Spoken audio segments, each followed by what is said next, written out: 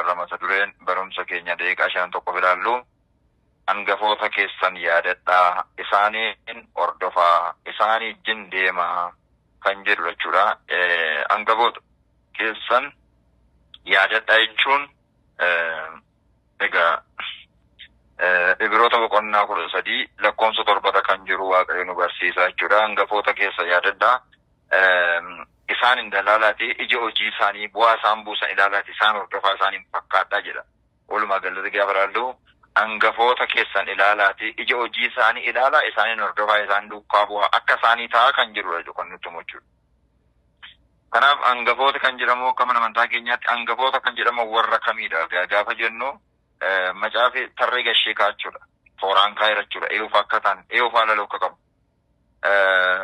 Warra fooniin hangafanuu ta'an moo kan ilaallu warra qabeenyaan hangafa ta'anidha moo warra amantaan hangafa ta'anidha moo warra aarsaa kaffaluun hangafa ta'an kan jedhu macaafi nuu kaachuudha. Kanaaf hangafoota keessan ilaala kan jedhu hangafoota abboota amantaa warra amantaa kanaaf jecha aarsaa gurguddaa kaffalan warra dhugaadhaaf jecha aarsaa gurguddaa kaffalan warra dhugaadhaaf jecha amantaaf jecha bineensaaf kennaman afaan leencaatti gataman abiddatti darbataman dhugaadhaaf jecha warra magaaziidhaan muraman warra akka Isaayyaasaa dhugaadhaaf jecha namoota baay'ee abboota baay'ee gaafa ilaallu isaanin ilaalaa dhaga isaanii yaadadhaa. Egaati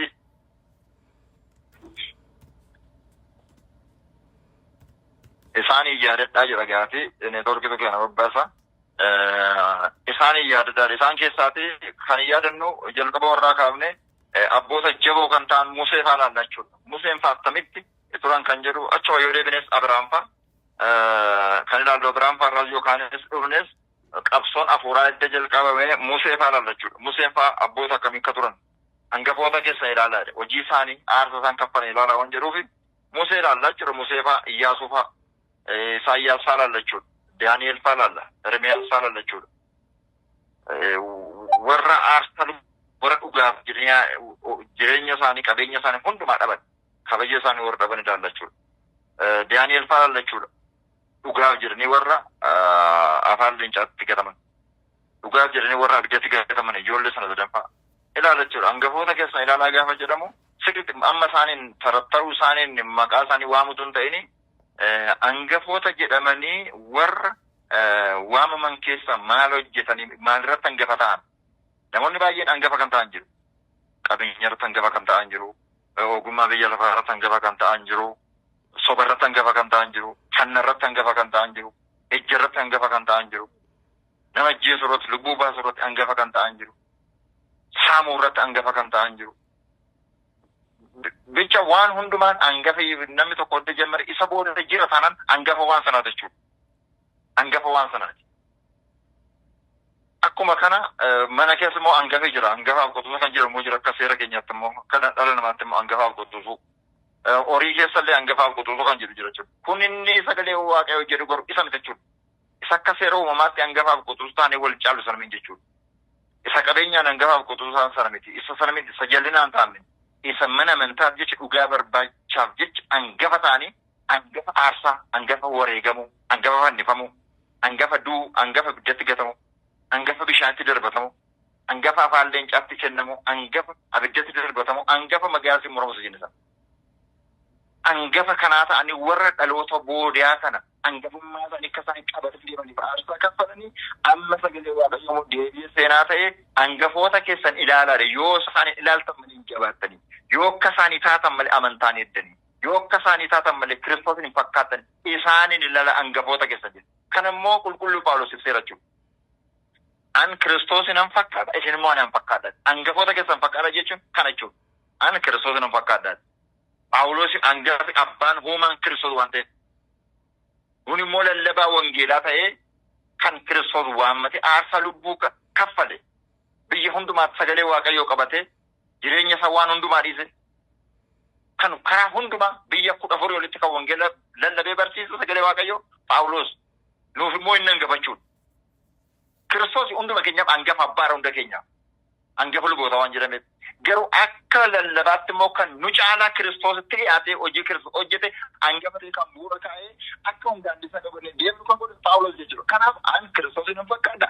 Isin immoo hin fakkaadha. Kanaaf biroota irratti immoo angafoota keessan fakkaadha. Ija hojii isaanii bu'aa isaan buusan ilaalate isinis bu'aa sana buusaati isaanii hin fakkaadha jechuudha angafoota. Kanaaf akka biyya keenyaatti yeroo deebiin ilaallu immoo nuuf karaa amantaa hundumtuu angafa keenya jechuudha. Amma dhugaaf dhaabbatanitti. Dhugaaf hin dhaabbanne ta'an immoo Oromoo ta'es angafa keenya ta'uu hin danda'u. Amma sobduu ta'etti, amma hattuu ta'etti. Mangistii haa ta'u, Paappaasii haa ta'u, Paatraarikii haa ta'u, lallabaa haa ta'u, diyaaqonii haa ta'u, Oromummaa sana kan barbaannu. Oromoo ta'e akka mootummaa Waaqayyootti Oromoon galu. Akka Oromoon afaansaaf aadaasaaf duudhaasa qabatee hin deemne akka inni deemu hin godhu taanaan Oromoo faarsan kaffalu taanaan mana amantaa kana keessatti Oromoon mirga Waaqayyo kenneef akka inni argatuuf aarsaan kaffalu taanaan nuuf hangafame jechuudha. Foon saara dhimma hin qabnu. Qalleen nyaannu, qirca hin kennannu, qalleen nyaannu, mana lukaandaatti hin kennamu. Ittiin hin qonnu. Oromoo ta'ee Oromoof akka waan Oromoon dhabe akka Oromoon argatu barasaa keenya hin godhu taanaan hangafa keenya miti. Inni hangafa keenya jechuudha. Hangafa keenya ittiin hin jennu. Maaliif kan barbaannu nama hangafa ta'ee Oromoo dursuu barbaadamu. Oromoo fuudhee isa Oromoon dhabe kan argatu kan godhu. Isa bakka Oromoon salphatetti Oromoon akka kabajamu. Bakka Oromoon xiqqaatetti Oromoon akka guddatu. Mana amantaa keessatti jechuudha. Isa siyaasaa warra siyaasaa beeka. Mana amantaa keessatti isa Oromoon dhabe karaa biraa immoo gaafa immoo siyaasni guddaan amantaa caalayyuu immoo hin jiru. Siyaasi guddaan siyaasi hamaan siyaasi walxaxaan hiikamuu hin dandeenye amantaadha. Keessumaa manni amantaa Ortodoksii mana siyaasaa keessa isa tokkoffaadha jechuudha. Kanaaf kan Oromoof aarsaan kaffale hangafa keenya nuuf hin jedhamu jechuudha. Yeroo abbaan amantaa kan ta'e dhugaa kan dubbate immoo eessaayyuu ta'u biyya ala ta'u Araba ta'u Beneeshaangula ta'u Faranjii ta'u dhugaa dubbatee jenna dhimma amantaarratti dhugaa dubbatee dhimma walqixxummaarratti dhugaa dubbannaan immoo hangafa keenya jechuudha. Isaan fudhannoon Musee fa'aa beeknu moo hojiin isaanii garuu hangafa keenya isaan taasiseera. Phaawulos fa'aa beeknu moo Oromoo min hangafa keenyatu garuu hojiin isaanii hangafa keenya akka isaan taasiseera. Akka Oromootti immoo hangafa kan qabnu immoo Magarsaa Badhaasaa qabna jechuudha. Akka Oromootti immoo Magarsaa Badhaasaa Abuna Phexros qabna akka hangafa Oromoo. Isaanin ilaaluu qabnu. Kun warra sana ilaalaa dhufneerra amma immoo keessuma nu keessa dhiiga keenya lafee keenya keessa akka fooniitti eenyu ilaalla Magarsaa Badhaasaa Phexrosin ilaalla jechuudha Abuna Phexros. Isaan kun hoddanatti piyaasaatti asitti hangafummaa isaanii abbaa amantummaa isaanii hojiidhaan agarsiisanii akka hun isaan fakkaannu godhan jechuudha. Kanaaf isaaniin fakkaata kan jedhame isaaniin fakkaachuu. Kun isaaniin fakkaanna jechuudha. Hojii isaanii sagaarii ilaalee isaaniin fakkaanna jechuudha. Amantaadhaan isaan fakkaatan. Amantaadhaan. Qarshiin min, qabeenyaan min, bifa isaaniin min. Amantaadhaan isaan fakkaataadha sagalee Waaqayyoo. Ibroota magaafa dubbifnu amantaadhaan isaan fakkaataadha. Magarsaa Badhaasaa amantaadhaan Phaawulosin fakkaatan. Amantaadhaan Isaayyaas warra Magaasin morman fakkaatan amantaadhaan. Kun immoo amantaadhaan isaaniin fakkaachuu qabna jechuudha. Kaabbaa yookaan qamisii Abuna Phexros yookaan Magarsaa Badhaasaa jala dhokannee biddeen nyaachuudha. Namni eessa dhokatee biddeen nyaata. Biddeen miti ni nyaatti waan taateef. Garuu waan argachuu qaban saba kanaaf jecha dhabu. Kabaja argachuu qaban mana amantaa kanaaf jecha kaayyoo kanaaf jecha amantaa isaaniif aadaa isaaniif duudhaa isaaniif saba gowwaa saba waldaala saba qulqulluu kanaaf jecha dhabuudha. Isaanin fakkaannee kan deemnu jechuudha. Isaanin fakkaata kan jedhamne amantaadha jedhamne amantaa. Amantaa jechuun Waaqayyotti amanamuun kan biraa ta'e saba ofiif amanamuun immoo kan biraa jechuudha. Sammuu ofiif amanamuun, hiriyyaa ofiif amanamuun, kaayyoo ofiif amanamuun amantaa. Amantaa gaafa jennu Waaqayyotti amanuu qofa miti. Waan qabatte waan dhugaa ta'e sanatti amanamaa gaafa ta'u amantaa qabda jedhamta. Waan qabatte dhugaadha jettee waan qabatte amantaan kee inni guddaan waan qabatte sana dhugaadha jettee itti gaafa duutu amantaa qaba namni kun jedhama. Malee amantaan eeggaddi dirqama Waaqa qofaa miti. Waaqayyotti amantee waan Waaqayyoo gadi Waaqayyoo sii kenna sana immoo dhugaa sana qabatte saba keef amanamuu, sammuu keef amanamuu, aadaa keef duudhaa keef amanamuu, safuu keef amanamuu, hiriyyaa keef amanamuu, maatii keef amanamuu, qe'ee keef amanamuu, ollaa keef amanamuu, biyya keef amanamuu. Kun qulqulluu Magarsaa Badhaasaa Phexros irraa agarra. Asumatti waggaa 100 kan hin guunne seenaa miti kun waggaa 100 kan hin guunne keessatti nu agarsiiseera jechuudha. Kanaaf amantaadhaan fakkaata jedhu amantaadhaan fakkaachuu qabu. Amantaa isuma dhugaatti amantaa fura qulqulluun gojoomsan. Qarshiin kana fura qulqulluun gurgura. qabeenyaan kan hin gurgurre, aangoon kan hin gurgurre, konkolaataan kan hin gurgurre, namni dabootti ba'ee namni itti baay'atee kan hin gurgurre, baay'ina namaa sodaate kan hin gurgurre, amantaa isa qabate dhugaa kan hin gurgurre, qarshiidhaan hafuura qulqulluu kan hin gurgurre, Magarsaa Badhaasa Phexros isuma dhiyoo kana fakkeenya keenyaadha jechuudha.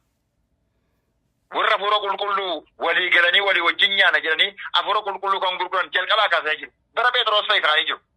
Maaddiin keenya tokkodha, walii wajjin deemna, walii wajjin duuna, haasaan keenya tokko, kadhannaan keenya tokko, bakki bultii bakki kadhannaa keenya tokko, qabeenyi keenya tokko, oon saba kana tajaajila, waaqayyoon tajaajila jedhanii waadaa walii galanii hojii duukkabootaa boqonnaa 5 lakkoofsa tokko kaafnee gaafa dubbifnu Hanaaniyaa fi Saphiraa kan jedhamu jiru. Haadha manaa abbaa manaa Hanaaniyaa fi Saphiraa kan jedhaman walii galanii duukkabootaa wajjin qabeenya keenya gurgurreetinne isin ijin tokko taana jedhanii hafuura qulqulluu nurra bula hafuura qulqulluu akka keessan guutamne hojii hafuuraa hojjenna biyya lafaa maal abbaa ishee kana booda habaddu jedhanii walii galanii dhufan.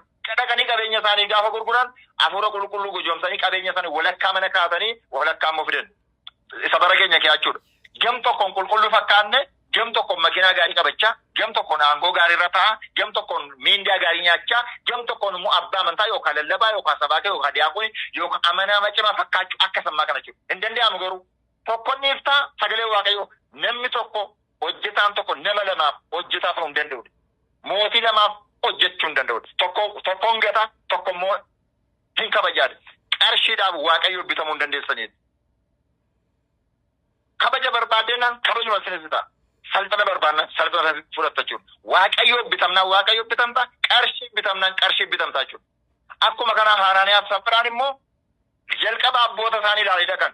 Phexros warra jajjaboo wajjin dirranii garuu hin taane achi gaanii qabeenya walakkaa yoo gubaa'een kun diigame jiran. Yoo qabeenya gubaa'een kun diigame, waltajjiin kun diigame, gareen kun yoo diigame maaliin jiraanna lafa keenya mana keenya qabeenya keenya gurgurre kana walakkaa qarshii dhoffanne walakkaa immoo geessina yoo waltajjiin waaqayyoo kun diigame uun immoo galleessa nyaannaran hin danda'amu waltajjiin waaqayyoo hin diigamu namni tokkos fuudhee deema waltajjii waaqayyoo sababma kana ga'u Musee bichaa fuudhee deemaa ture achi kaasee gaafa Iyyaasuun Museen boqotu immoo Iyyaasuu kenne waaqayyo Iyyaasuu bakka buusaatiin ceetuuti jedhe waaqayyo Museen waltajjii waaqayyoo nama tokko ta'a malee hin diigamu kan waaqayyo hundeesse baay'ina namaaf jedhees dafeen fiigu xinneenya namaaf jedhees hin diigamu. Inni waaqayyo jaareera taanaan. Hanaaniyaa fi Saphiraan kana salphatan jechuudha. Walii galanii gurguranii birrii qabeenya isaanii walakkaa kaanii dhufan. Gaafa isaan dhufan Phexros bakki isaan gurguran bakka biraa bakki Phexros jiru bakka biraa hafuura qulqulluudhaan waan geggeeffamu maaliif hafuura qulqulluu gojoomsitanii hafuura qulqulluu waan gojoomsitanii atam maddeessi lafa dhooftee duusaadhe. Hanaaniyaan hin du'e haati manaan dhufte abbaa manaa kee awwaalaa jiru isinis si awwaalu jedhe. Warra fura qulqulluu gurguranii qabeenyaan qarshiin gurguranii jiraatan kaayyoo gurguran dhugaa gurguran abboota sana fakkaachuu dhiisanii isaaniin fakkaana jedhanii gama biyya lafaatis qabaatanii achis qabaachuu barbaadan akka Hanaaniyaa fi Saphiraa hin awwaalamin jiru malee du'anii jiru. Du'aatu konkolaataa kee ta'a. Du'aatu aangoo irra jira. Du'aatu miindaa nyaata. Du'aatu wayyaa uffatee deema. Hin awwaalamne malee. Hanaaniyaa fi Saphiraan immoo awwaalayyuu argataniiru. Warri kun immoo awwaalayyuu argachuu isaanii waaqayyotu beeka. Kanaaf warra akkasii hafuura qulqulluu gurguran sun ta'ini warra dhugaatti dhaabbate abboota fakkaata isaaniin fakkaadhaa jedhe. Uun isaaniin fakkaachuu qabna jechuudha. Keessumaa abbaa keenya kan maqaa isaa waamamne kana Magarsaa Badhaasaa fakkaachuu qabna jechuudha.